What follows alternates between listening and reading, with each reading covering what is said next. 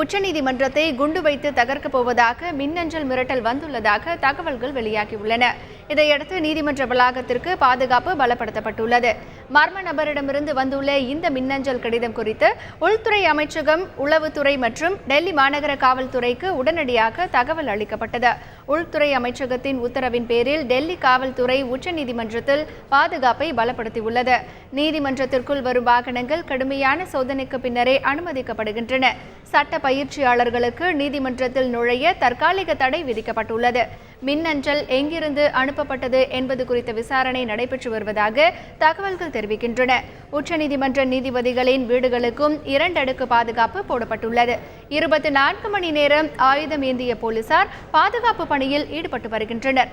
முன்னதாக மும்பை தொடர் குண்டுவெடிப்பு குற்றவாளி யாக்கூப் மேமன் கடந்த ஜூலை 30ஆம் தேதி தூக்கிலிடப்பட்டதை தொடர்ந்து உச்சநீதிமன்ற நீதிபதி தீபக் மிஸ்ராவிற்கு மிரட்டல் விடுக்கப்பட்டது குறிப்பிடத்தக்கது.